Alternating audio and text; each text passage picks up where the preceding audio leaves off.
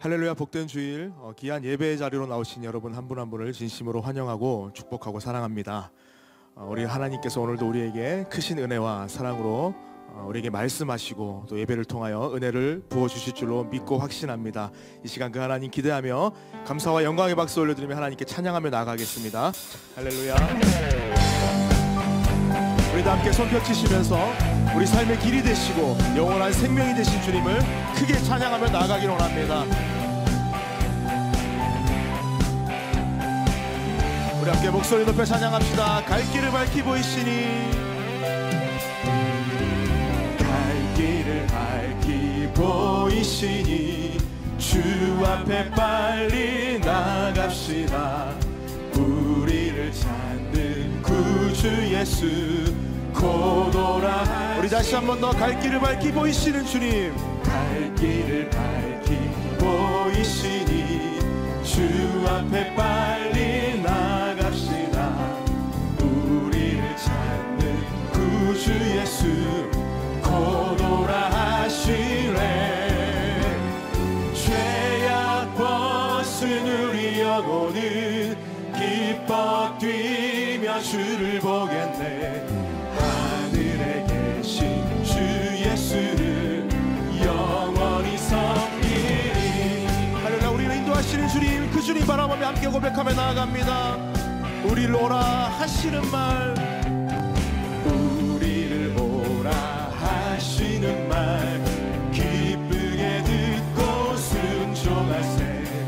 구주를 믿기 지체 말고 속속히 나가게.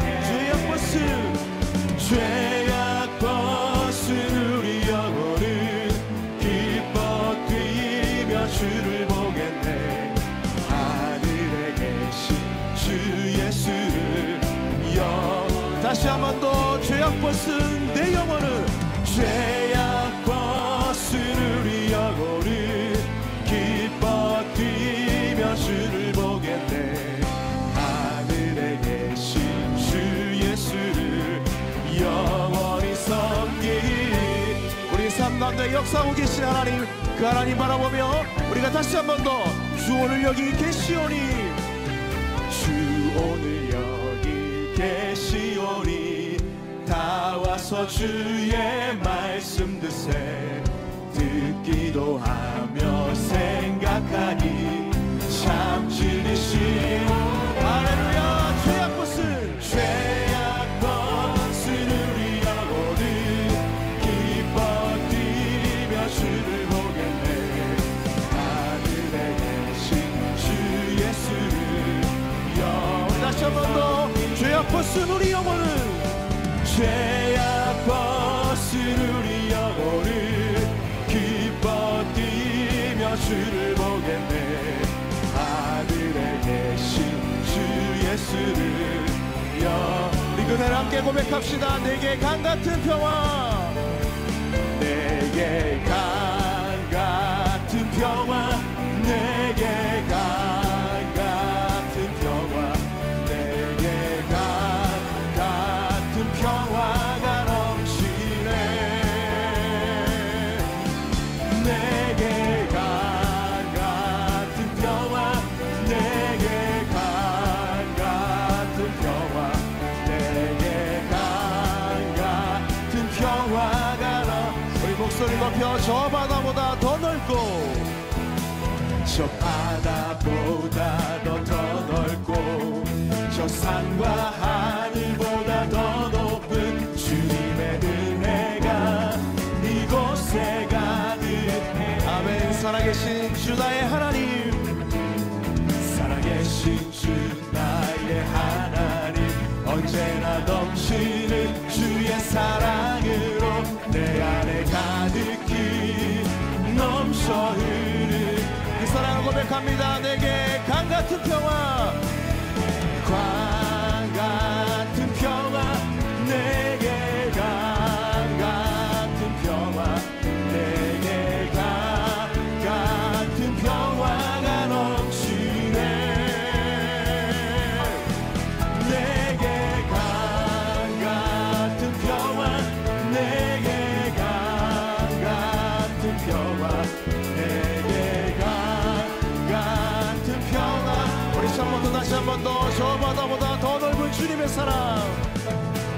저 바다보다도 더 넓고 저 산과 하늘보다 더 높은 주님의 이 예배 가운데 가득함을 믿음으로 고백합니다. 아멘. 살아계신 주 나의 하나님, 살아계신 주 나의 하나님, 언제나 넘치는 주의 사랑으로 내 안에 가득히 넘쳐 흐르네. 할렐루야. 내게 강같은 평화,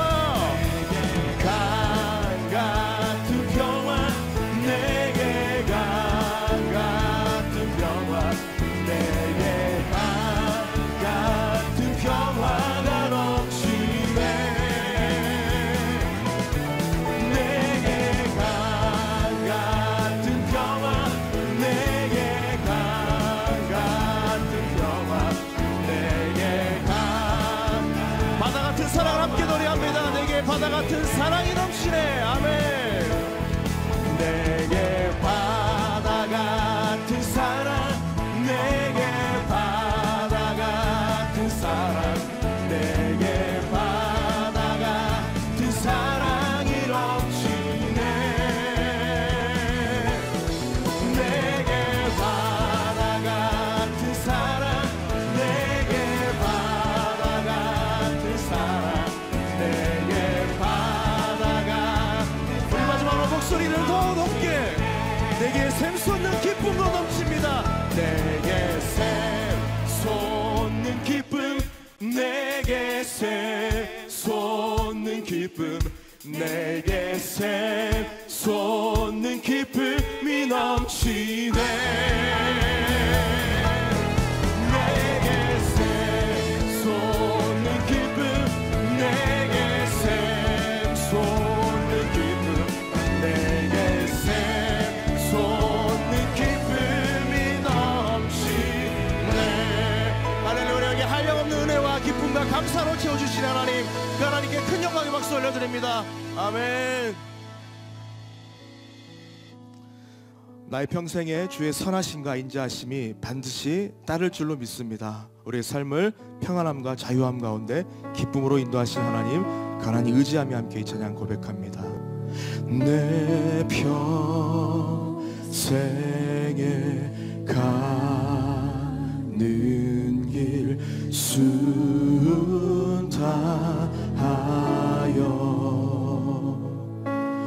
늘 잔잔한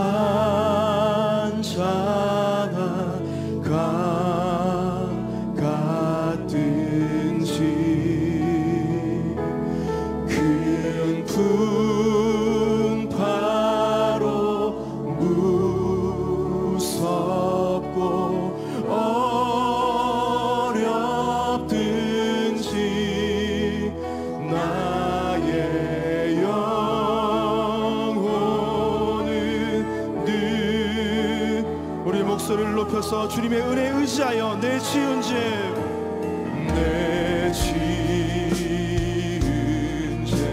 주 혼비 가더라도 주 예수께 다 아뢰일 때 예수께 다 아뢰면 그 십자가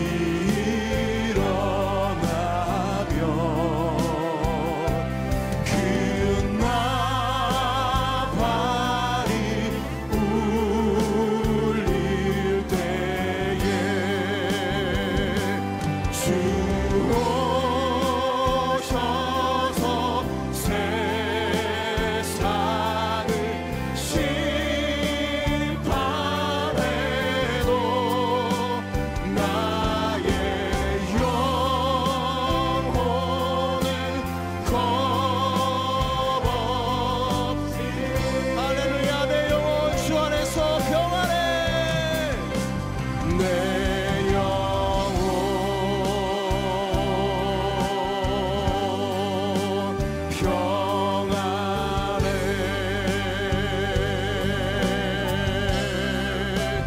내 영혼 그 전능의 하나님 찬양합니다. 전능하신 하나님, 전능하신 하나님 찬양. 언제나 동일하신 주, 전능하신 하나님 찬양. 영원히 다스 사랑하는 나의 아버지, 주님의 이름 높여드립니다. 사랑하는 나의 아버지, 이름 높여드립니다. 주의 나라 찬양 속에 임하신 크신 능력의 주님께, 능력의 주께 찬송하네. 전능하신 하나님 찬양.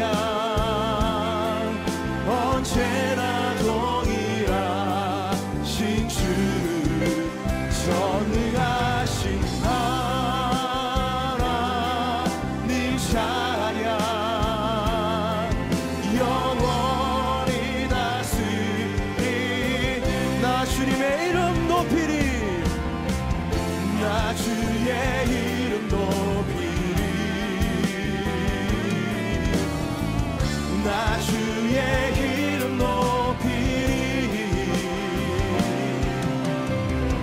하늘 높이 올린 깃발처럼 주의 이름 높이리. 전능하신 하나님, 주님을 찬양합니다. 언제라도 분명히 살아 역사하시는 주님, 주님을 의지하며 나아갑니다. 전능하신 하나님 찬양. 영원히 다. 우리 다시 한 번 더. 전능하신 하나님, 전능하신 하나님, 그 전능하심으로 우리 삶 가운데 역사하시는 주님, 언제나 동일하신 주, 전능하신 하나님 찬양.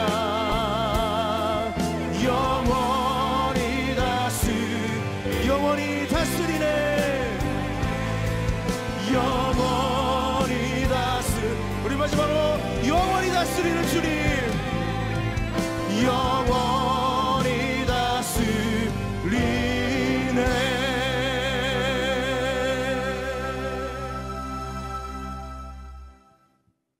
영광스러운 주일입니다. 거룩하신 하나님께서 우리를 예배자로 부르셨습니다. 이제 다 함께 자리에서 일어나셔서 사도신경으로 우리의 신앙을 고백하겠습니다. 함께 고백하겠습니다.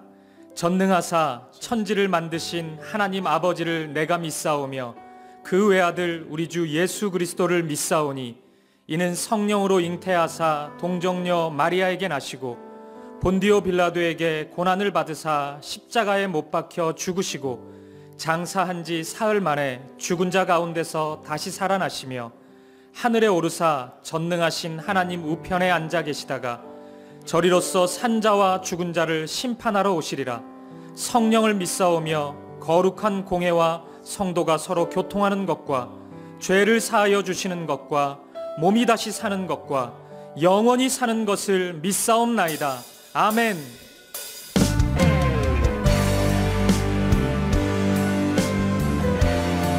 우리의 마음과 정성과 뜻을 다하여 하나님을 찬양하며 나아갑니다. 찬양하며 주님을 예배할 때 하늘 가득한 주의 영광 보리라.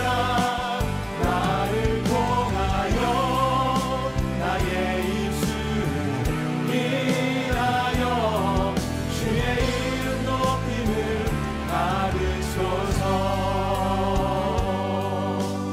지금 서 있는 이곳에서 높임을 받으소서. 내가 밟는 땅 주님의 땅이니 하늘이 주의 이름 높이 올리며 넓은 바다가 주를 노래해. 모든 만물 주를 경배해. 모든 만물 주를 경배해. 모든 입술 주를 찬양해. 천지를 만드신 만물의 통치자 높임을 받으소서. 내 평생에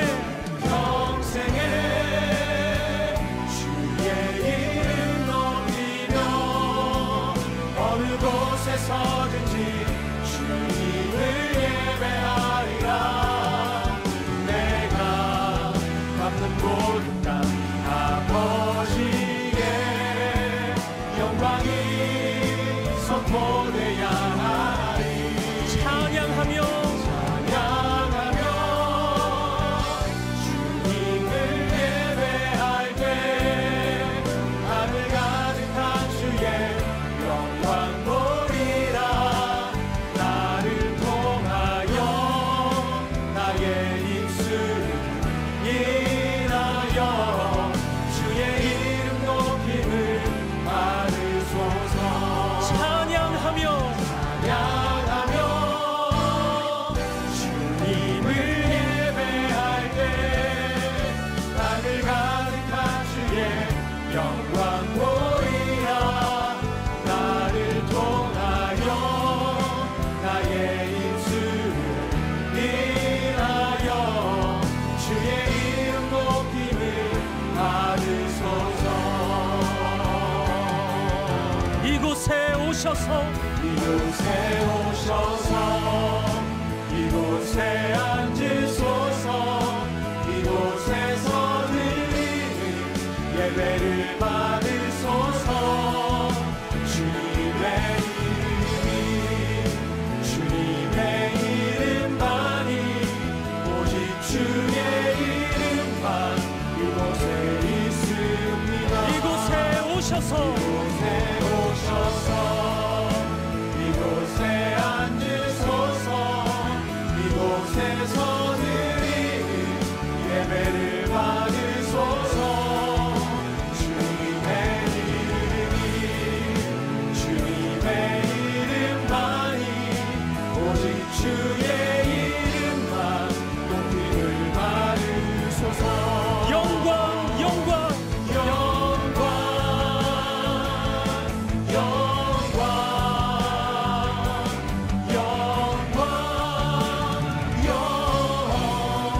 주님께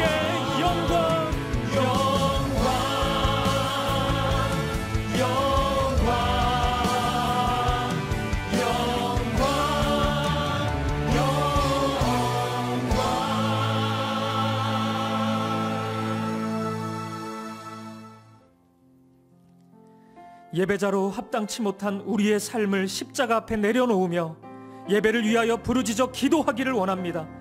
주여 은혜를 부어 주옵소서. 다 같이 통성으로 기도하시겠습니다. 주님, 이 시간 우리가 드리는 이 예배를 위하여 기도하며 나아갑니다. 말씀을 따라 살지 못한 우리의 연약함을 용서하시고 예배에 합당한 자로 이 시간 세워주시옵소서. 하나님 앞에서 완악한 자임을 깨닫게 하시고 진정으로 회개하며 하나님 앞에 나아가게 하시고 우리의 예배가 하나님 기뻐하시는 예배가 되게 하여 주시옵소서. 성령의 충만한 임재를 허락하여 주시고 하나님 함께 하시는 은혜를 누리게 하여 주시옵소서. 우리의 가정과 교회를 위해 기도합니다. 각 가정마다 하나님 은혜가 넘치게 하시고 각 가정들을 회복시켜 주시옵소서. 하나님께서 주시는 꿈들을 이뤄가는 교회 되게 하여 주시옵소서. 예배를 통해 큰 은혜를 누리게 하시고 삶으로 살아내는 우리가 되게 하여 주시옵소서. 우리 대한민국을 긍휼히 여겨주시고 회복하여 주시고 치유와 은혜를 더하여 주시옵소서.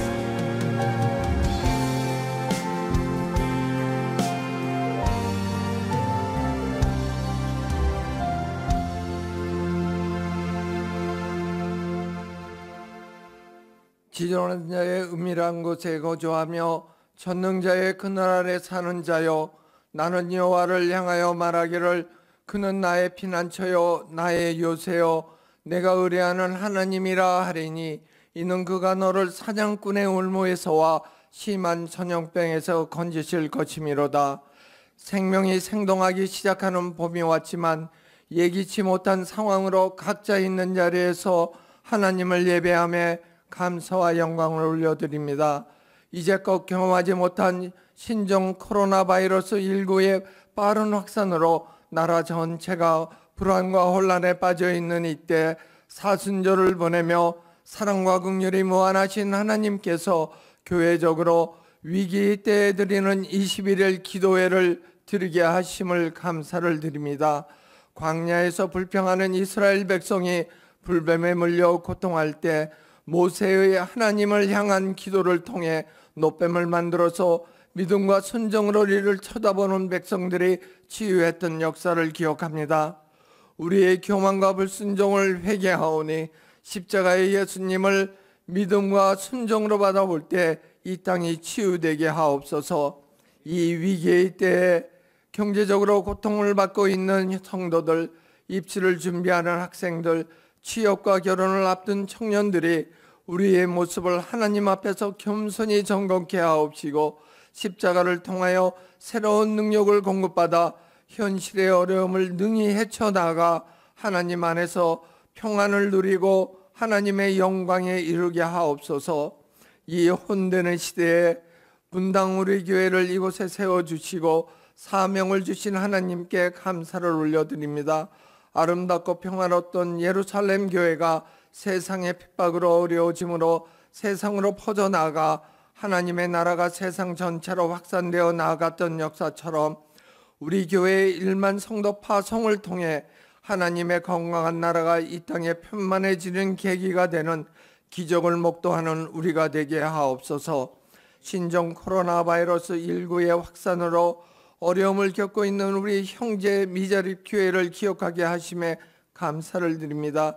이 시간 우리의 탐욕과 이기심을 회개하오니 초대교회의 사랑을 회복하여 서로 돕고 나누는 아름다운 전통을 회복하는 한국교회가 되는 일에 우리 교회를 사용하여 주옵소서. 사랑하는 이찬수 목사님을 더욱 강건하게 하시고 하나님의 미세한 음성에도 귀 기울이며 주의 손에 이끌리어 사명 감당할 때 수많은 생명의 열매가 맺어지게 하옵소서. 우리를 십자가의 순종으로 사랑으로 구원하신 예수 그리스도 이름으로 기도하옵나이다. 아멘.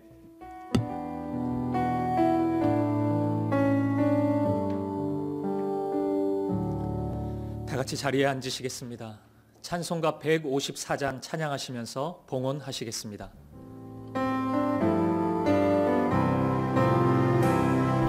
생명의 주여 면류관 받으시옵소서. 날 위해 쓰신 과시간 나 기억합니다.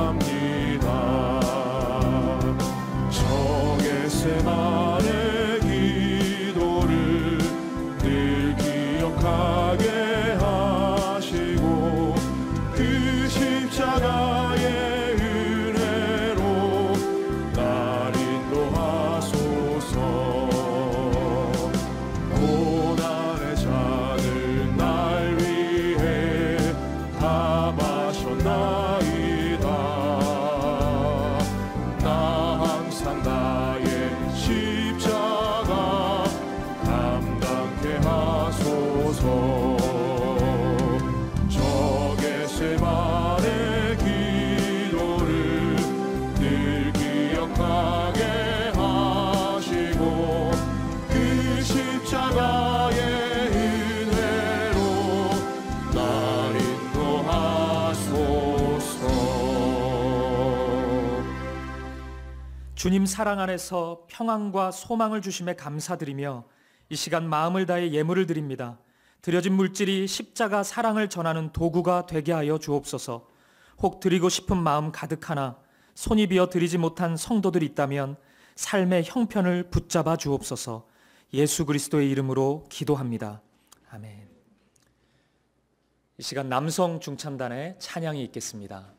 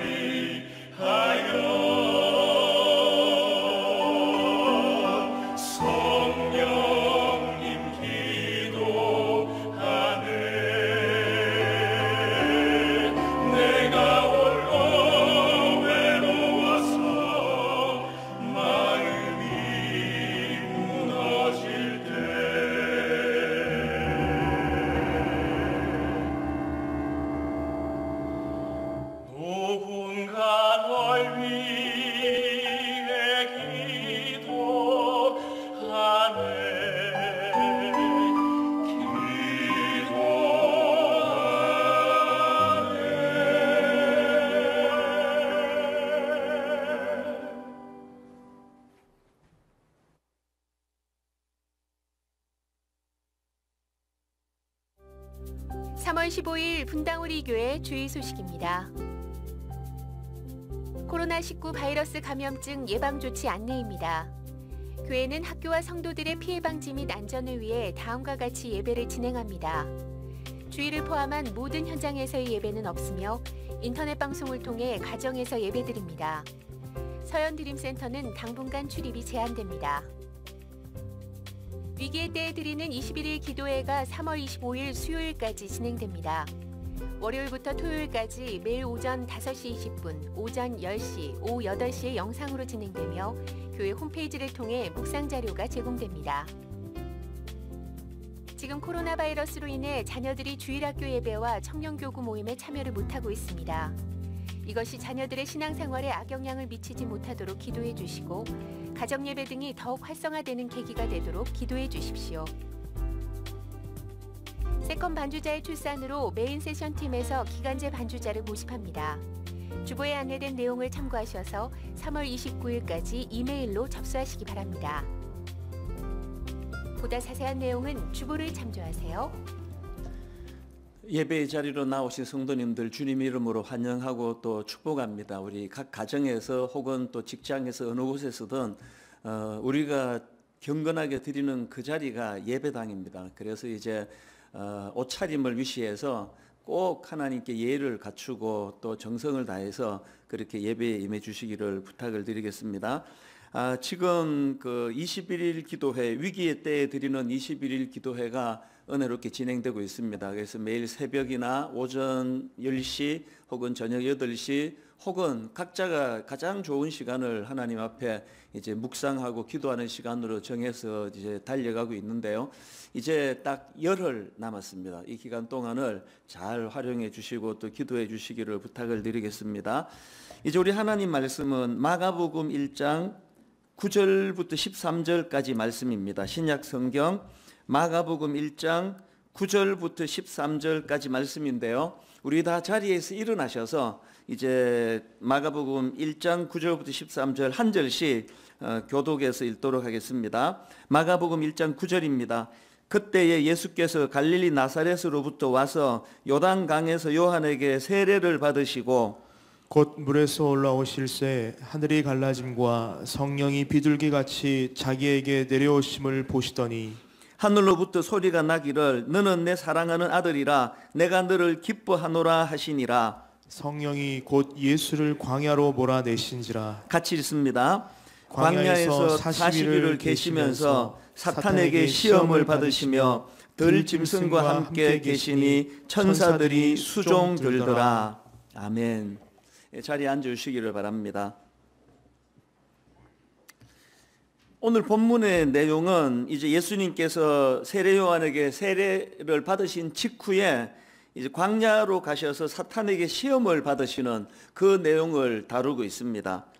이 마가복음 초반부에 보면은 이 광야라는 단어가 유난히 자주 등장하는 것을 보실 수가 있는데요.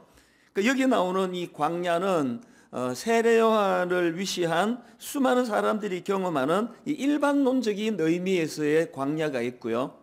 그런가 하면은 오늘 본문에서 예수님이 겪으신 이 기독론적인 차원에서의 광야가 있습니다. 일반론적인 광야라고 한다면 이 세례 요한이 경험한 것과 마찬가지입니다. 광야는 한마디로 시험과 결핍과 고통이 많은 곳, 그러나 동시에 하나님의 말씀과 임재가 있는 곳. 제가 이 의미가 깊어서 화면으로도 좀 부탁을 드렸는데 다시 한번 들어보십시오. 시험과 결핍과 고통이 많은 곳, 그러나 동시에 하나님의 말씀과 임재가 있는 곳. 이게 성경이 보여주는 광야의 의미입니다. 이 광야는 헬라어로 에레모스라는 단어인데요. 빈들, 또 광야, 이런 뜻으로 번역되기도 하고요. 또 쓸쓸한, 또 적막한, 또 황폐한, 이런 뜻을 또 갖고 있기도 합니다. 그러니까 광야는 뭐 글자 그대로입니다. 이 고독과 결핍의 상징입니다. 모두가 다 피하고 싶고 가고 싶지 않은 곳, 그게 광야라고 할 수가 있습니다. 그런가 하면 또 다른 한편으로 광야는 왜 그것이 복되냐? 하나님의 임재와 말씀이 있는 곳이 또 광야이기 때문에 그렇습니다. 여러분이 잘 아시는 창세기 28장에 보면은 이제 야곱이 장꾀로 그렇게 인생을 살다가 이것이 이제 부작용을 일으켜 가지고 이제 자기 외삼촌 집으로 급하게 도망가는 그 처절한 과정 속에서 첫날 밤을 광야에서 보내지 않습니까? 그렇게 자기 장꾀를 의지하고 그렇게 자기를 모사꾼처럼 하고 살 때에는 경험하지 못했던 하나님의 임재를 그 비참한 광야에서 경험하는 거 아닙니까? 오죽하면은 창세기 28장에 보면은 야곱이 이런 고백을 하지 않습니까? 여호와께서 과연 여기 계시거늘 내가 알지 못하였도다. 뭐 목사 아들, 뭐 장로 아들 아무 소용 없습니다. 그저 자기 장꾀를 의지하고 광야에는 가고 싶어 하지 않은 이런 인간적인 생각으로 충만하면은 느끼지 못했던 것, 자기의 그런 겉모술수 또 자기가 의지하던 그 방식이 다 깨지고 비참하게 처량하게 돌을 베기하고 누워있는 그 자리에 여호와께서 과연 여기 계시거늘 내가 알지 못하였도다. 이 깨달음이 있는 것이 광야입니다. 그렇기 때문에요, 뭐 별로 안 가고 싶어도 가셔야 돼요. 또 뭐 안 가고 싶더라도 하나님이 내 모세요. 하나님이 강권적으로 내 모시는 것이 그게 광야인데, 오늘도 이런저런 광야의 아픔을 경험하시는 분이 계시다면 야곱이 깨달았던 그 깨달음을 반드시 누리게 되시기를 바랍니다.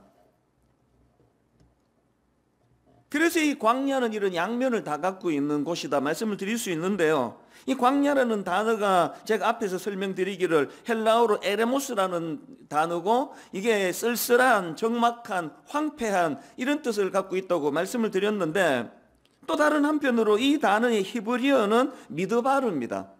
이 미드바르는 이 말씀이라는 뜻을 가진 다바르에 해당되는 어원을 내포하는 단어예요. 그러니까 제가 앞에서 성경이 말하는 광야란 시험과 결핍과 고통이 많은 곳이지만 동시에 하나님의 말씀이, 하나님의 임재가 있는 곳이다, 이렇게 제가 설명을 드릴 수 있었던 근거는 이 광야라는 단어가 에레모스와 미드바르가 가진 균형이 뭡니까? 너무 쓸쓸하고 너무 적막하고 야곱이 경험했던 너무나 고독한 곳이 광야지만 또 한편으로 거기는 야곱이 경험한 것처럼 하나님의 임재, 하나님의 말씀이 깨달아지는 것이 광야라는 것입니다. 그 어린 왕자, 이 소설로 유명한, 동화로 유명한 프랑스의 소설가 생텍쥐페리가 이런 말을 했습니다. 사막은 죽음과 불모의 장소가 아니라 무한한 영감과 생명의 본질을 품고 있는 곳이다. 성경적으로 살짝만 고치면 이렇게 말할 수 있습니다. 사막은 죽음과 불모의 장소이기도 하지만 그러나 무한한 영감과 생명의 본질을 품고 있는 것이다. 이게 딱 성경이 말하는 광야의 정의 그대로 아닙니까? 인생은 늘 선택입니다.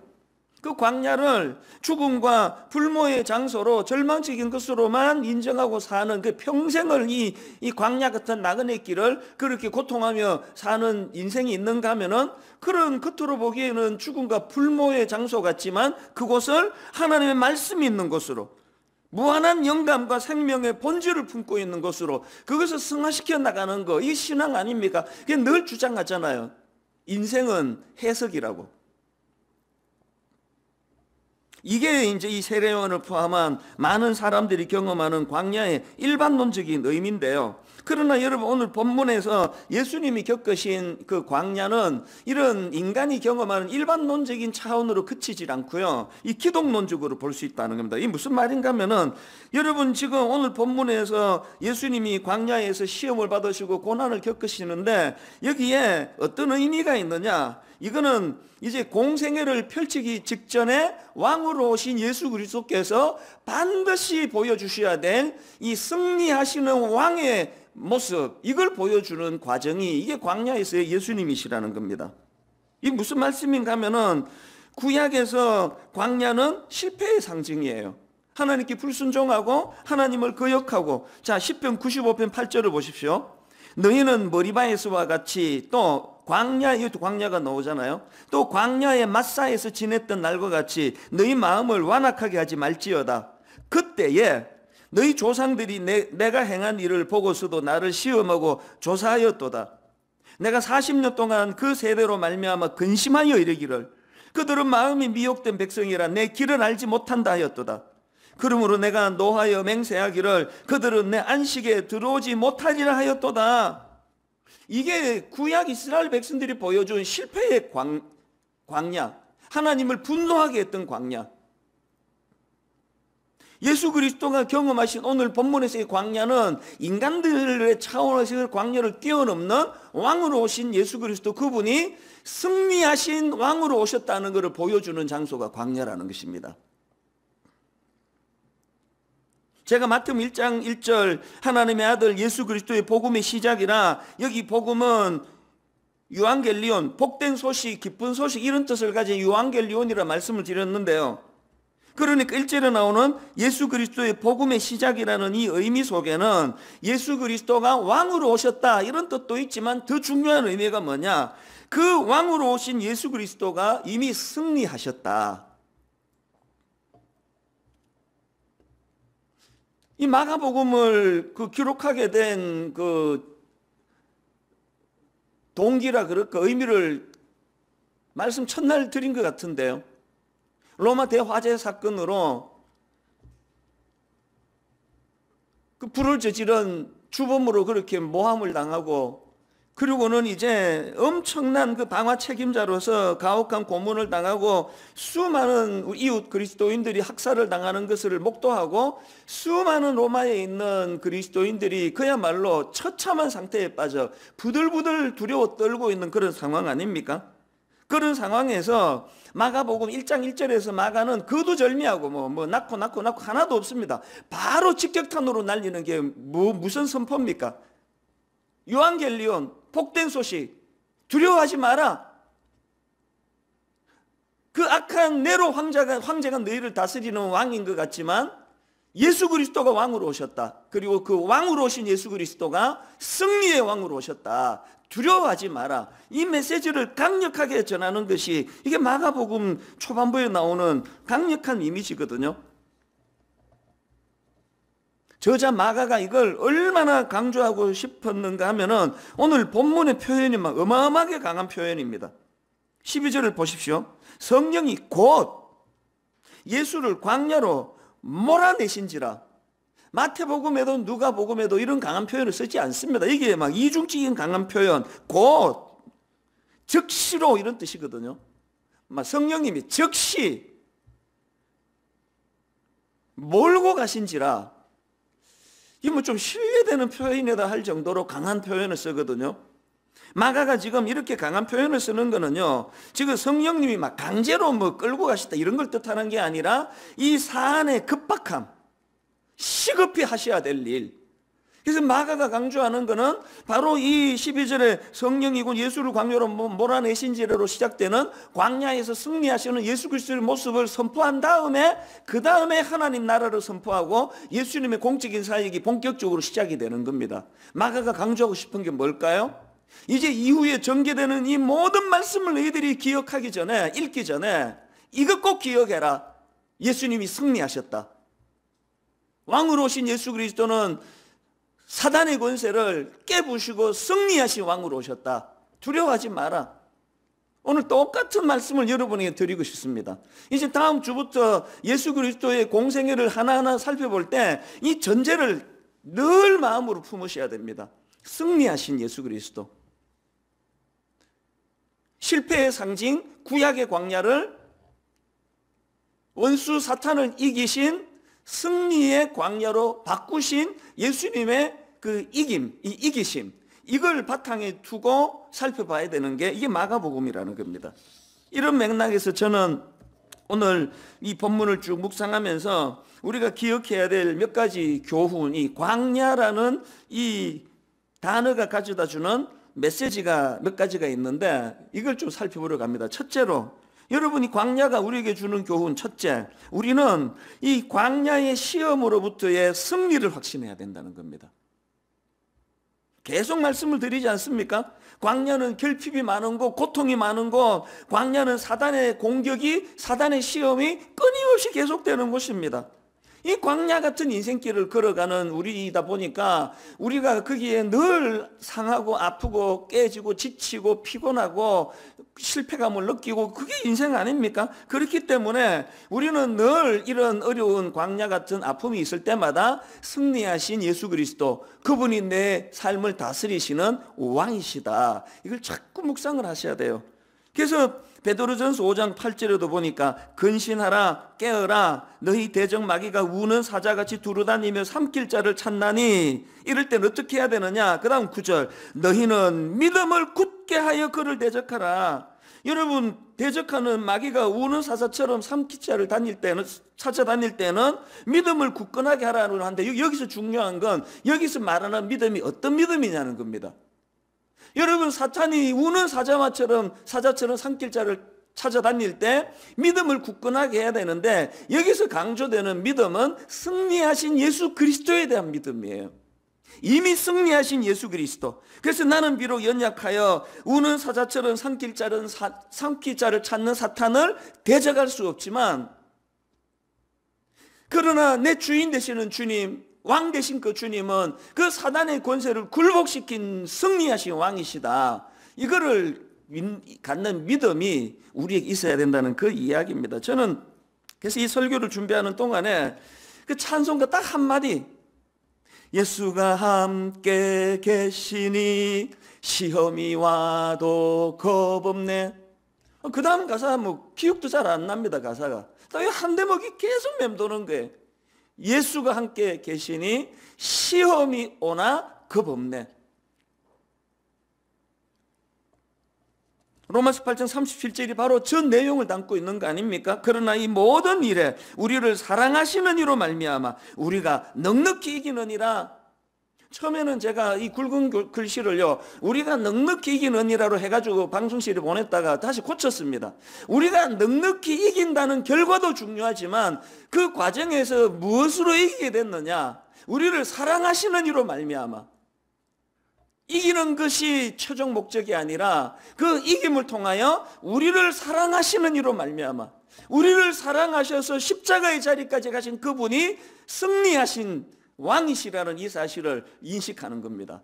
그래서 우리가 늘 고백할 때 우리를 사랑하시는 이로 말미암아. 그런가 하면은 또 한 가지, 지난주에 제가 메시아로 오신 예수 그리스도, 왕으로 오신 예수 그리스도가 그 당시 사람들이 전혀 상상도 하지 못했던 이 나사렛이라는 총구석에서부터 오셨다. 이건 뭐 듣지도 보지도 못한, 이건 메시아가 이게 뭐 이런 데서 온다는 건 상상도 할 수 없는, 오죽하면은 그 지역을 조롱하면서 요한복음 1장 46절 나다나엘이 이르되 나사렛에서 무슨 선한 것이 날 수 있겠느냐, 이런 비아냥 그림을 당할 수밖에 없는 나사렛에서 오셨다는 게 뭘 의미하느냐. 여러분, 여기서 말하는 나사렛을 제가 묵상하면서 이 약함이 강함되는 장소예요. 나사렛이 강할 필요 없습니다. 나사렛이 예루살렘 될 필요가 없습니다. 왜? 나사렛이라는 지역은 약하기 짝이 없는, 조롱받기 쉬운 곳이지만 그런 약한 것을 택하여서 강하게 만드시는 승리하신 예수 그리스도가 계시니까요. 이 나사렛을 묵상을 하면은 고린도전서 1장 27절 그러나 하나님께서는 세상의 미련한 것들을 택하사 지혜 있는 자들을 부끄럽게 하려 하시고 세상의 약한 것들을 택하사 강한 것들을 부끄럽게 하려 하시며 하나님께서 세상의 천한 것들과 멸시받는 것들과 없는 것들을 택하사 있는 것들을 폐하려 하시나니. 그 다음 결론이 이렇습니다. 이는 아무 육체도 하나님 앞에서 자랑하지 못하게 하심이라. 강한 예루살렘을 드러내려고 하는 것이 아니라 그 약한 나사렛을 강하게 만드시는 예수 그리스도의 강함, 승리하신 그분. 그래서 뭐 맨날 강조하지만 제가 하면 부끄러운 이야기를 그냥 저런 거까지 오픈해야 돼? 그 집에 가면은 맨날 깨지는 게 그거거든요. 왜 그런 얘기까지 왜 설교 시간에 왜 하느냐고. 몰라요. 자꾸 튀어나오는데 어떡합니까? 계속 내가 나사렛이라는 것을 강조하는 이유는 내가 나사렛이어야 이 나사렛을 사용하시는 주인 되시는 주님이 강하신 분으로 드러나기 때문 아닙니까? 그래서 뭐 교회 좀 커졌다고 뭐 그들먹거리거나 교회 좀 커졌다고 자기가 무슨 엄청난 존재 자체가 예루살렘인 것처럼 그러는 분이 만약에 계시다면 세상의 바보예요. 바보. 미련한 사람입니다. 복음의 원리는 나사렛처럼 약한 그곳, 약함이 강함되는 장소, 이게 나사렛의 의미라고 말씀을 드리는 겁니다. 다음 주에도 이제 본격적으로 살펴보겠지만 주님께서 이제 하나님 나라를 선포하시고 그 하나님 나라 건설에 동참할 일꾼들을 뽑으시는데 다 아시잖아요. 그 제자들은 어떤 사람을 뽑습니까? 일만서도 파송운동이 건물을 어떻게 활용해야 되는가, 또 지금 가평우리마을 공사를 하면서 가평우리마을이 어떤 가치 있는 공간이 될 것인가, 이거 준비하는데도 수많은 전문가들을 제가 만났거든요.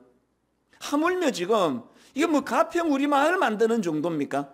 하나님 나라를 건설하는 데 필요한 일꾼을 뽑으시는데, 그러면 완전 그분의 전문가들을 뽑아야 되는데 완전 비전문가, 그 어부들을 뽑으시는 거, 그것도 대화 나눠보면은 야, 이거 뭐 이렇게 무식한 사람이 있나? 이런 사람들만 골라 뽑으시는 거 아닙니까? 왜 그러실까요? 하나님의 일하심은 약한 것들을 통해서 강한 것들을 부끄럽게 하시는 원리거든요.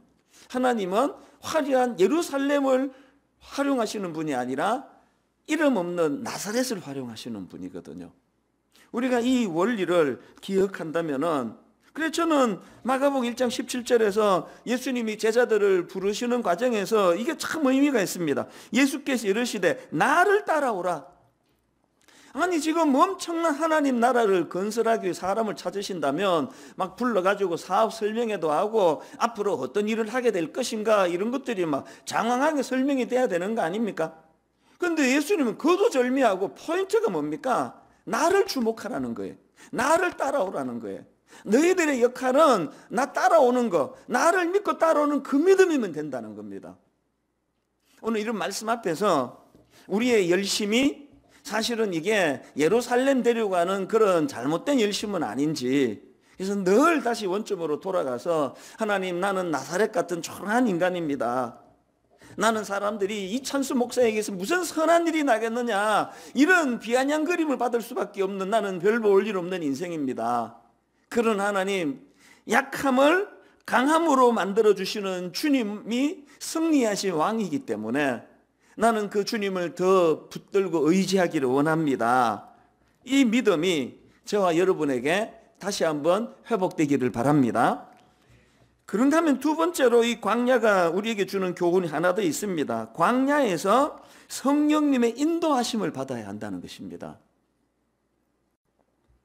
우리는 내가 잘못 넣은 거니까 빼주세요. 왜 저걸 안 빼고 줬지? 그래서 제가 나사렛이라 그러는 거예요. 맨날 이렇게 잘못 줘가지고 방송팀 막 예배 중간중간에 막 저 때문에 얼마나 고생하는지 모릅니다. 또 삽시간에 빼잖아요. 또 안 넣으면 다 넣고 빼려면 다 빼야 되는데 또 다 빼고는 2절만 안 빼고 넣네요. 다시 할게요. 광야에서 우리에게 주는 교훈이 뭐냐? 광야에서 성령님의 인도하심을 받아야 된다는 겁니다. 오늘 본문에 보면은 예수님께서 광야에서 시험 받으시기 직전에 어떤 일이 있었습니까? 세례 요한에게 세례를 받으셨습니다. 세례를 받으실 때 어떤 일이 있었습니까? 성령 충만을 경험합니다. 삼위 하나님이 총출동하십니다. 그 내용이 9절부터 11절에 있지 않습니까? 그때 예수께서 갈릴리 나사렛으로부터 와서 요단강에서 요한에게 세례를 받으시고 곧 물에서 올라오실 때 하늘이 갈라짐과 성령이 비둘기같이 자기에게 내려오심을 보시더니, 성령이 비둘기같이 자기에게 내려오심을 보시더니 하늘로부터 소리가 나기를 너는 내 사랑하는 아들이나 내가 너를 기뻐하노라 하시니라. 뭘 강조하고 싶으냐? 지금 예수님이 광야로 가 사단과 싸우시기 전에 엄청나게 성령 충만한 상태였다는 겁니다. 그리고는 그 충만한 상태로 12절에 성령이 곧 예수를 광야로 몰아내신지라, 이 몰아내신지라는 이 사안의 급박성을 강조하는 표현인 동시에 그만큼 성령님의 강한 인도하심이 있었다는 걸 강조하는 거 아닙니까? 강력한 성령 충만과 강력한 성령님의 인도하심이 있었는데요, 저는 오늘 이 본문을 묵상하면서 뭘 깨닫느냐? 성령님은요 그냥 광야에다 몰아내기만 하시고 내몰기만 하시고 그리고 방치해 두시는 분이 아니라는 사실이에요. 너무나 고독하고 너무나 외로운 광야지만 그 광야는 성령님의 인도하심을 받는 장소라는 것을 늘 사모하면서 기억하시기를 바랍니다. 사도행전 8장에 나오는 빌립도 마찬가지입니다. 자, 8장 26절. 주의 사자가 빌립에게 말하여 이르되 일어나서 남쪽으로 향하여 예루살렘에서 가사로 내려가는 길까지 가라 하니 그 길은 광야라. 이 또 광야가 나오네요. 일어나 가서 보니 에티오피아 사람 곧 에티오피아 여왕 간다게의 모든 국고를 맡은 관리인 네시가 예배하러 예루살렘에 왔다가 돌아가는데 수레를 타고 선지자 이사야의 글을 읽더라. 성령이 빌립더러 이르시되 이 수레로 가까이 나아가라 하시거늘. 이 26절에 지금 빌립이 주의 사자의 이끌림으로 가사라는 지역으로 가는 동안에 인도함을 받았다고 되어 있는데, 여기 29절에 보니까 그 주의 사자가 성령님이라는 걸 알 수가 있지 않습니까? 그러니까 빌립은 26절에 나오는 그 길은 광야라는 표현처럼 성령님께서 광야의 여정 가운데 그를 견인해 주셨고 그를 인도해 주셨다는 거예요. 그랬더니 어떤 결과가 일어납니까? 그곳에서 빌립이 에디오피아 사람 네시를 만나 복음을 전하는데 나중에 집에 가서 묵상해 보세요. 그 에디오피아 네시가 너무나 그 복음을 순수하게 잘 받았는 거예요. 순탄하게 복음을 받는 겁니다. 뭘 강조하는 겁니까? 이런 일 어떻게 가능했을까요? 여러분, 성령님의 인도하심을 받는 그 자리라면 그곳이 비록 시험과 결핍이 많은 광야라 할지라도 그곳에서는 이런 강력한 성령의 역사가 나타나게 되는 줄로 믿습니다. 그렇기 때문에 우리는 이 광야라는 환경을 탓하지 말고 그 광야에서, 열악한 광야에서 성령님의 인도하심, 그 성령님 인도하심을 우리가 사모해야 돼요. 그렇기 때문에 우리 인생, 광야 같은 인생을 뒤돌아보니까 그저 광야에서 자빠지고 넘어지고 외롭고 고독하고 우울하고 이랬던 기억만 있는 광야로 살아가신다면 얼마나 불행한 인생입니까? 참 그런 열악하고 결핍되고 외롭고 고독하고 아픔과 실패가 많은 광야를 살아가면서도 그랬기 때문에 더욱 성령님을 의지하고 그랬기 때문에 성령 의지하는 자에게 주시는 강력한 성령의 역사를 가슴 벅차게 경험하는 그런 추억이 묻어나는 신앙생활, 이런 그리스도인들이 되시기를 바랍니다. 마지막 세 번째로요, 광야가 주는 교훈이 하나 더 있습니다. 우리는 이 광야의 시험을 사명 준비로 승화시켜야 한다는 겁니다. 제가 이 마가복음의 흐름을 쭉 보면서 마음에 막 강력한 뜨거움이 이거였습니다. 예수님께서 이 광야에서의 승리를 경험하신 직후에 본격적으로 사명자로서의 공생애를 시작하시는 모습을 보면서 막 저 3번 대제가 마음에 소원이 생기는 겁니다. 하나님, 내 삶에서 오늘 내가 겪는 이 광야에서의 시험이 이걸 반드시 이것을 극복해내므로 말미암아 내 이 광야에서의 시련과 시험 그 다음이 하나님 나라 건설을 선포하는 사명으로 연결되기를 원합니다. 어떤 시험이 찾아와도 절대로 자빠져 있지 않겠다고 결단하게 만드는 것이 바로 이 3번 대지 때문이에요. 지금 코로나 바이러스도 마찬가지입니다. 저는 태어나서 지금까지 어느 한 도시가 어려움을 겪었다, 어느 한 지역이, 어느 한 나라가 어려움을 겪었다, 이건 내가 종종 봤지만요, 이렇게 전 세계가 동시에 한 사안을 가지고, 코로나 바이러스라고 하는 이 한 사안을 가지고 막 유럽에서, 미국에서, 아시아에서, 한국에서, 중국에서, 일본에서 동시다발로 터지는 것을 처음 겪어봅니다. 그래서 두려운 거예요. 왜 두렵습니까? 코로나 바이러스 어떻게든 잡아지겠죠. 그러나 왜 두렵습니까? 그 다음에는 더 센 게 또 나타날 것 같은데요.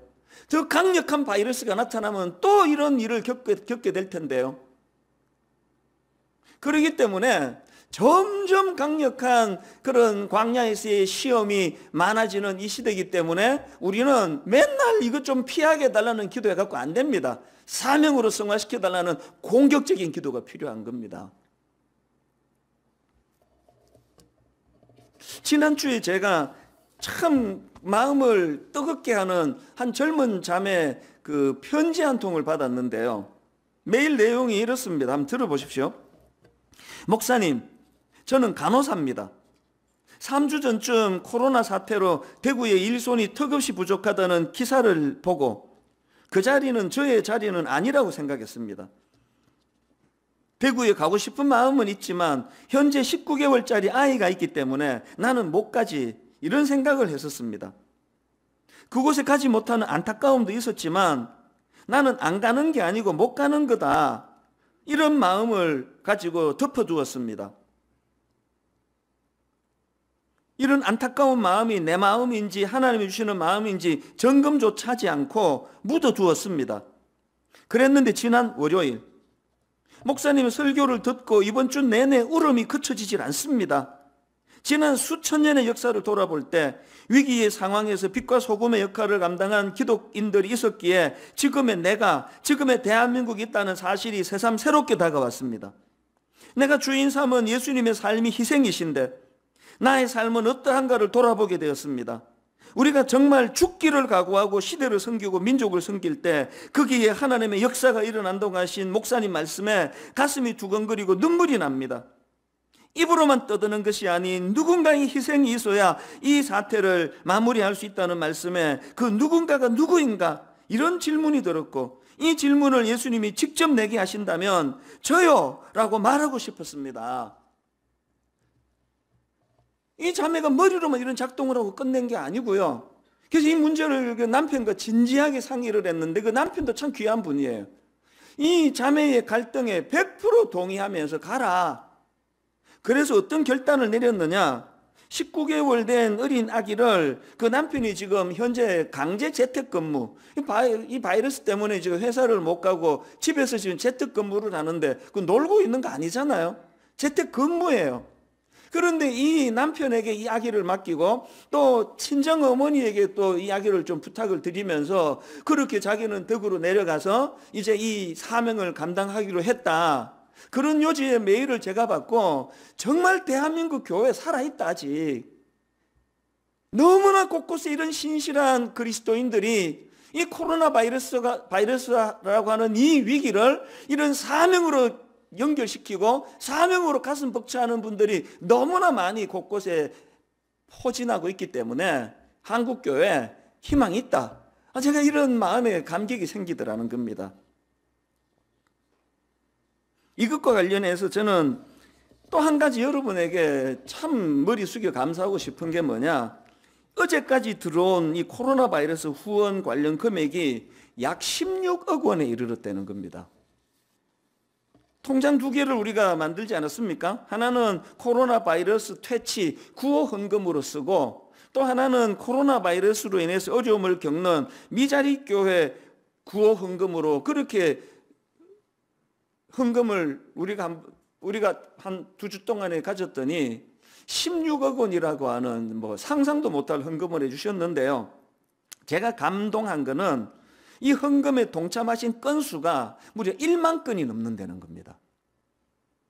큰 헌금을 하신 분도 계시지만 대부분이 개미 군단, 그저 내가 할 수 있는 미국에서, 유럽에서, 아시아에서, 호주에서 곳곳에서 문의가 들어오고 또 헌금에 동참하는 이런 것들이 모아져서 어마어마한 금액을 만들었는데요. 지난주입니다. 우리가 소속된 노회에서 연락이 왔습니다. 목사님, 지금 이 코로나 바이러스 때문에 우리 노회 산하에 있는 미자리 교회 임대료를 걱정하고 월세를 못 내는 그런 교회들이 있는데 목사님 교회가 좀 도와주시면 어떻겠습니까? 당연히 도와드려야죠. 도와드리겠다 하다가 번뜩 하나님이 제게 지혜를 주신 거예요. 이거는 단순히 노회의 미자리 교회를 도우라는 그 차원이 아니라 하나님이 저에게 깨달음을 주시는 거구나. 어떤 깨달음입니까? 그래서 여기서 힌트를 얻었던 게 미자리 교회 월세 대납을 우리가 할 수 있다면, 조사해 보니까요, 미자리 교회들이 보통 한 달 월세가 50만 원에서 70만 원 정도가 제일 많더라고요. 물론 그 이하도 있고 그 이상도 또 뭐 많이 있지만 대략 한 50만 원, 70만 원. 그래서 이제 우리 그 국내 선교팀하고 의논하면서 평균적으로 우리가 한 70만 원 정도를 이제 대납을 하고 한 석 달, 한 3개월 정도를 우리가 대납을 한다고 치면 이제 지금까지 여러분이 해주신 헌금 중에 이제 미자리 교회에서 사용하고 남은 헌금하고 이제 앞으로 하게 될 헌금을 가지고 대략 추산을 해보니까 한 400교회 이상을 도울 수 있는 겁니다. 조금 힘쓰면 한 500교회 이상도 도울 수 있을 것 같더라고요. 그래서 제가 오늘부터 이제 미자리 교회 월세 대납 운동을 벌이려고 하는데요. 그동안 두 곳으로 나누어 헌금을 모았던 두 통장을 하나로 묶어가지고 이제 어느 곳에다가 헌금을 하시든지 미자리 교회 월세 대납으로 쓰일 거예요. 뭐 몇 교회까지 도울 수 있는지는 하나님만이 아시겠지만 그 결과가 중요한 게 아니라, 여러분 지금까지도 힘이 없도록 수고하신 거 알지만 우리 조금 더 힘을 보태가지고 상상을 해보십시오. 우리의 작은 정성이 모아져 가지고 월세 때문에 고민하는 400교회, 500교회를 도울 수 있다는 거, 이거 어마어마한 사명 아닙니까? 지난주에 여러분들이 내주신 그 후원금을 가지고 이제 미자리 교회를 이제 돕는 일을 시작했는데요. 많은 미자리 교회에서 연락이 오는데 제 눈에 확 떠있는 두 문장이 있었습니다. 하나는 이겁니다. 개척교회는 아무도 기억해 주지 않는데... 이렇게 기억해 주셔서 정말 감사합니다. 너무 감동이 됐습니다. 돈의 문제가 아니라는 거 아닙니까? 개척교회는 아무도 기억해 주지 않는데 이렇게 기억해 주셔서 정말 감사합니다. 이게 참 내 마음을 울렸고요. 그런가 하면 또 한 표현이 더 있습니다. 교단이 다르다고 지원은 안 해줄 줄 알았는데, 교단이 다르다고 지원은 안 해줄 줄 알았는데 이렇게 교단과 상관없이 지원해 주셔서 감사합니다. 제한받지 않으시는 복음은 교단 이런 데 연연하지 않습니다. 결론을 이렇게 맺기를 원합니다. 어제 아침에 우리 부교육자 한 사람이 저에게 큰 감동이 되는, 자기가 감동을 받았다고 그 영상 하나를 제게 보내줬는데 보니까요, 그 유재석 씨가 진행한 어느 프로에서 이제 이 코로나 바이러스 봉사자로 대구에 내려가 있는 어떤 봉사자 간호사님하고 이제 그 인터뷰하는 내용이에요. 그 제가 쭉 보니까 이제 뭐 이제 이런저런 인터뷰를 덤덤하게 하는데 갑자기 유재석 씨가 울기 시작하는 겁니다. 점점 막 이렇게 눈물을 많이 흘리는데요. 막 울면서 하는 그 포인트가 뭐냐 하니까 저렇게 이제 그 가족 다 떠나가지고 혼자 대구 내려가서 봉사하고 막 얼마나 힘들고 어려운지 중간중간에 사진을 보여주는데 보니까 막 쪽잠을 자고 그 젊은 그 봉사자들 막 얼굴이 이렇게 진물이 나고 이런 사진들이 군데군데 나오는데 유재석 씨가 계속 이제 그 인터뷰를 유도해 내는데 이분은 그냥 너무 덤덤한 거예요. 아무렇지도 않은 듯이 계속 하는 말이 우리 힘들지 않습니다. 어렵지 않아요. 그런 얘기를 계속 하는 게 너무 덤덤하게 인터뷰를 하는데 오히려 그 덤덤한, 어떻게 보기에는 그냥 뭐 좀 드라이한 표현들이 유재석 씨를 울린 거예요. 너무나 아무렇지도 않게 이거 당연히 우리가 사명으로 해야 되는 거 아니냐는 그 모습에서 너무 감동을 받아가지고 그렇게 눈물을 흘리는 그 모습을 보면서 저도 마음이 너무 뜨거워졌습니다. 제 마음으로 그 프로를 보면서 마음으로 진짜 소원했습니다. 저분이 크리스찬이어야 하는데, 저분이 크리스찬 일줄로 믿습니다. 그리고 용어를 막 들으면서 저건 교회가 쓰는 용어인데 막 그렇게 막 억지라도 내가 그러고 싶더라고요. 왜? 그게 우리의 모습이어야 하니까요. 결론 이렇게 맺기 원합니다. 피할 수 없는 코로나 바이러스라는 너무나 광야의 시험이 지금 전 세계를 강타했는데 겨우 이것 좀 물리치게 해달라는 그런 기도, 물리치면 그 다음에 더 큰 거 옵니다. 겨우 이거 물리치게 해달라는 기도보다, 그 기도도 당연히 해야 되지만 하나님이 이 고난이 많은 광야 같은 이 시대에 이것을 사명으로 성화시킬 수 있기를 원합니다. 저는 이 찬양을, 이 설교를 준비하다가 이 찬양이 피난처 되시는 주 예수, 영원한 승리의 왕, 중국 분이 만든 찬양이고 중국 그리스도인들이 즐겨 부르는 찬양이라서 더 뜨거운 거예요. 육안으로 보기에 중국은 지금 고난이 많고 핍박이 많고 선교사들이 지금 쫓겨나는 그런 상황이에요. 그런데 오늘 본문의 내용 그대로 이미 승리하신 예수 그리스도를 향한 그 믿음을 가지고 우는 사자와 같은 그런 사단의 공격을 대적하는 그들의 모습이 눈물겹게 와닿았기 때문에, 그래서 오늘 우리도 말씀을 기억하시면서 우리 찬양을 같이 함께 부르시면서 하나님 오늘 본문이 우리에게 주는 세 가지 광야의 의미를 잘 새기기를 원합니다. 우리 이 찬양 의미를 새기며 같이 한번 불러보시겠습니다.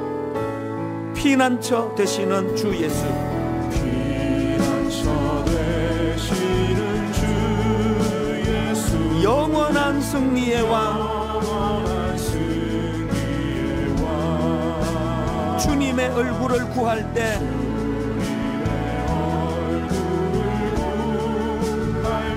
주의 빛 비추시네. 전쟁은 주님께 속했네. 승리는 우리의 것. 예수의 이름을 높이며 영원히 찬양하리. 승리하신 왕 예수 그리스도 주님의 임재에 우리 기도에 하늘문 여시네 온 민족과 열방 주께 경배해 영원히 보좌에 계신 왕께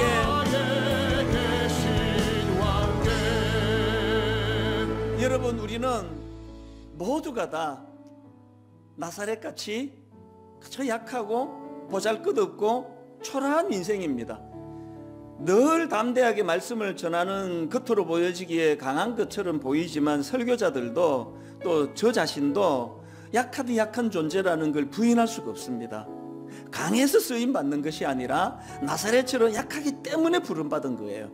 그래서 약하기 때문에 이 약함을 강함으로 만들어주시는 승리하신 예수 그리스도가 드러나도록 하시기 위하여 세상의 약한 것들을 택하여 세상의 미련한 것들을 택하여 여러분, 이찬수 목사 안에 예수 그리스도가 안 계시단다면 보잘것없는 초라한 인생이에요. 맨날 상처받고 맨날 아파 울고 맨날 그냥 사막에서 허덕거리며 살 수밖에 없는 저뿐만이 아니에요. 우리 교회의 수많은 교역자들을 봐도 내 친구 목사님들을 봐도 동기 목사님들을 봐도 두드러지는 분들이 없습니다. 그런데 그들을 통하여 일하시는 그분이 예수 그리스도예요. 오늘 광야의 의미를 왜 반드시 마가는 예수 그리스도가 광야에 성령님에게 강권적으로 끌려가다시피 그 광야로 가셔야만 했는가를 그 저자 마가의 마음을 우리가 헤아리면서 하나님, 오늘 우리가 예루살렘같이 강하게 해달라는 기도를 드리기보다 여전히 나사렛처럼 초라하고 연약한 것이지만 약함을 강하게 해주시는 승리하신 주님이 내 안에 역사하시기를 원합니다. 오늘 중국을 위해 기도하셔야 되고, 오늘 여러분 우리 미자리 교회 월세 낼 수조차 없어서 한 달 한 달 한숨 쉬는 그 연약한 목사님들을 통하여 그 지역사회에 복음이 선포되고 놀라운 일들이 일어나고 있는 현실을 저는 목도하고 있거든요. 우리가 하나님 십시일반하여 정말 우리 그들을 응원하고 후원할 때에 거기에 하나님 나라가 건설되는 줄 믿습니다. 우리 다시 한번 이 찬양부를 동안에 우리 중국에 있는 또 북한의 지하교회에 하나님 그들의 약함이 강한 그리스도인으로 나타나는 것처럼 오늘 우리가 이 꿈을 가지고 찬양합니다. 한 번 더 피난처 되시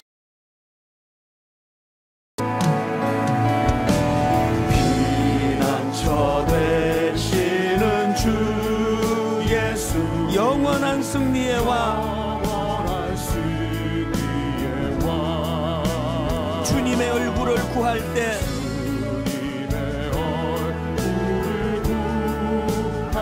주의 빛 비추시네 주님의 임재에 온 땅 흔들리고 우리 기도에 하늘문 여시네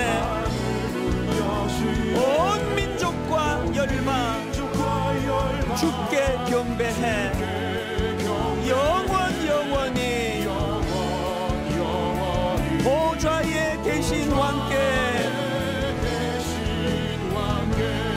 전쟁은 주님께 속했네 승리는 우리의 것 예수의 이름을 높이며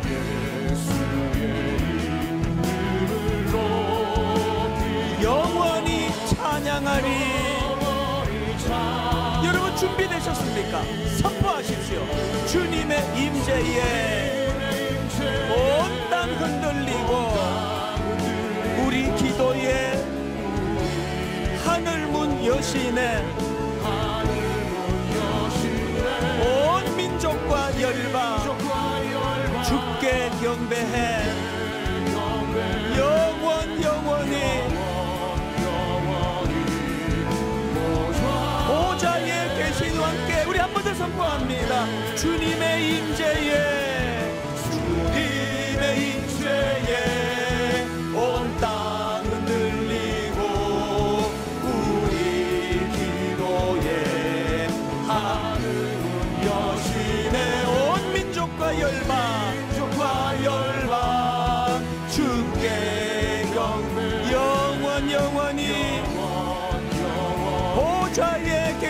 함께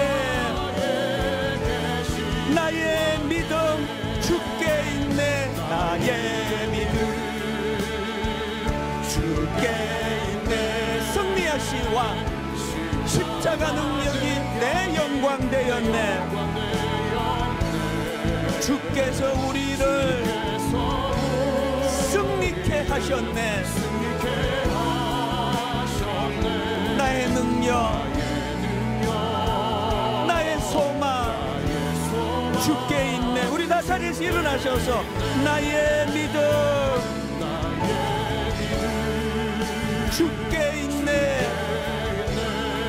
십자가 능력이 내 영광이 되었네. 주께서 우리를 승리케 하셨네. 나의 능력 나의 소망 주께 있네. 우리 마지막으로 2절 오직 예수. 나의 믿음 십자가 능력 속에 빛나는 영광. 내 모든 승리로 주님께 영광을. 나의 능력 나의 소망 오직 예수. 주신 말씀 붙잡고 통성으로 같이 기도하기 원합니다. 코로나 바이러스를 극복하게 해주시기 원할 뿐만 아니라 이것이 우리에게 사명이 되게 하여 주시옵소서. 오늘도 하나님 미사리 교회에서 애쓰고 수고하는 주의 종들에게 작은 격려가 일어나기를 원합니다. 우리를 통하여 일을 이루어 주시기 원합니다. 각자에게 주신 기도 제목 가지고 통성으로 같이 기도하시겠습니다. 살아계신 하나님 이 시간 우리를 광야로 인도하시고 전도하시는 하나님, 나를 친히 채우시고 먹이시는 하나님, 나를 보호하시고 눈동자같이 지키시는 그 하나님을 의지하며 우리가 믿음을 다하여 믿음의 결단을 하며 주님 의지하여 광야의 길로 나가기로 합니다. 하나님 아버지, 부족하고 연약한 인생 가운데 주님 먼저 찾아오시소. 날마다 사랑하다 말씀해 주시는 그 사람 가운데를 의지하여 주님 내가 믿음으로 광야로 나아갑니다. 아버지 하나님, 주님이 함께 계시기 때문에 그 광야는 더 이상 어렵고 힘들고 슬픈 곳이 아니라 하나님이 함께하는 나의 정말 하나님의 집이 된 줄 믿습니다. 주님이 내 안에 세웠던 모든 인생의 허무한 계획들과 좋았던 것들을 다 내려놓고 하나님의 거룩한 계획으로 내 삶을 채우기 원합니다. 하나님의 집에 그런 꿈도 꾸지 못했던 그 무력했던 야곱의 인생을 주님 바꾸셔서 하나님의 배대를 꿈꾸는 사람이 되게 하신 하나님을 나의 하나님으로 다시 한번 내가 기억하며 주님 의지하며 나아가기를 원합니다. 아버지, 이 시간에 모든 심령이 주님만을 바라보기를 원합니다. 주님 그 강야에서도 오시는 성령의 인도하심을 우리가 체험하기를 원합니다. 그 사명에 준비할 수 있는 그 사명의 강야의 자리가 되기를 원합니다. 주님 우리 함께하여 주시옵소서. 그러나 하나님께서는 세상의 미련한 것들을 택하사 지혜 있는 자들을 부끄럽게 하려 하시고 세상의 약한 것들을 택하사 강한 것들을 부끄럽게 하려 하시며 하나님께서 세상의 천한 것들과 멸시받는 것들과 없는 것들을 택하사 있는 것들을 폐하려 하시나니 이는 아무 육체도 하나님 앞에서 자랑하지 못하게 하려 하심이라. 하나님, 우리가 자랑해야 될 것 승리하신 예수 그리스도이십니다. 아버지, 이스라엘 백성들이 광야에서 비참한 패배자의 자리로, 이 광야는 실패의 상징으로 자리매김되어 있는 그 광야를 예수 그리스도께서는 원수를 이기시는 승리의 자리로 만들어주시고 승리하신 왕으로 오신 그 주님께서 광야에서 원수 사단을 이기고 내신 다음에 하나님 나라를 선포하시며 공생애가 시작되었던 것처럼 오늘 우리가 겪는 결핍되고 힘들고 아프고 늘 공격이 많은 이 시대 속에서 이것들을 오히려 승리의 도구로 삼아 사명의 재료로 삼아 하나님 힘있게 달려나가는 발판이 되게 하여 주시니 감사함을 드립니다. 우리 모든 예배드리는 성도님들이 코로나 바이러스라고 하는 이 무서운 공격 앞에 이것 때문에 침륜에 빠지고 초라한 자리에 빠지는 것이 아니라 그 젊은 우리 간호사 편지를 보내준 그 자매처럼 아버지, 이것이 오히려 소명의 도구가 되게 하여 주시고 사명을 감당하는 부르심에 응답하는 재료가 되게 하여 주시옵소서. 오늘 예배 가운데 임재하시고 이제 또 내일부터 남아있는 21일 기도회에 우리 전 성도들이 합심하여 참여함으로 말미암아 영혼이 되살아나는 가정가정에서 이런 역사가 일어나는 하나님의 능력도 베풀어 허락하여 주시옵소서. 우리 주 예수 그리스도의 은혜와 하나님 아버지의 다함없는 사랑과 성령님의 감동, 감화, 위로교통 충만하심의 역사가 오늘 주신 말씀 마음에 담고 힘 얻어 달려가기로 다짐하며 예배하는 모든 주의 자녀들 머리 위에 지금부터 영원토록 함께 하시기를 간절히 축원하옵나이다. 아멘.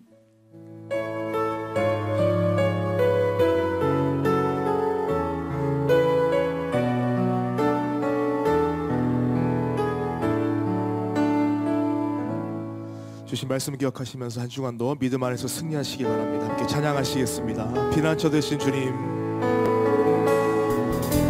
피난처 되시는 주 예수, 영원한 승리의 왕, 주님의 얼굴을 구할 때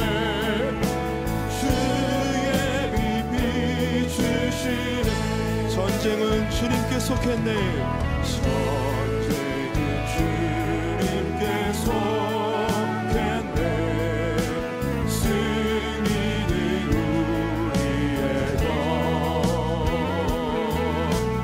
예수의 이름을 높이며 영원히 찬양하리.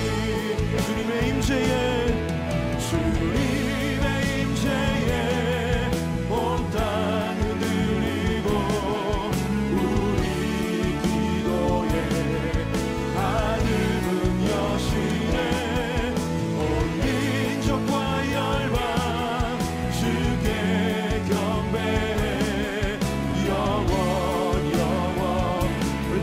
주님의 임재를 기대하며 찬양합니다.